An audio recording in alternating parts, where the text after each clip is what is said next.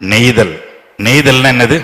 கடலும் கடல் சார்ந்த இடம். நெய்தல். 5 திணைகளை தமிழ் நம்மளுக்கு கொடுத்திருக்குது. முதல் திணை குறிஞ்சி. சொல்லுங்க. மலையும் மலை சார்ந்த இடம். அந்த மலையிலிருந்து அப்படியே இறங்குனீங்கன்னா என்ன இருக்கும்? காடு இருக்கும், நிறைய மரங்கள் அடர்ந்த காடு. குறிஞ்சி மலையும் மலை சார்ந்த இடம். அடுத்தது என்னது?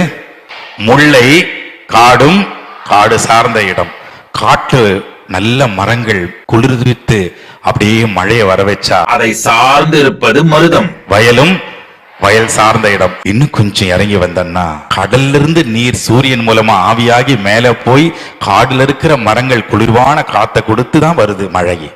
அப்போ வயல் எதை சார்ந்திருக்குன்னா கடலை சார்ந்திருக்கு. கடலும் கடல் சார்ந்த இடம் எது? நெய்தல். மொத்தம் எத்தனை? இதுவரைக்கும் 4.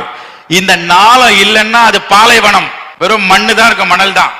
மணலும் மணல் சார்ந்த இடம் வெறும் பாலைவனம். 5 திணை என்னது? குறிஞ்சி, முல்லை. 6வது ஒரு திணை பள்ளி, அறிவும் அறிவு சார்ந்த இடம். பள்ளி என்ற நிலங்களிலே கல்வி தன்னை விதைக்கணும், பிள்ளைகளை சீர்திருத்தி பெரியவர்கள் ஆக்கணும்.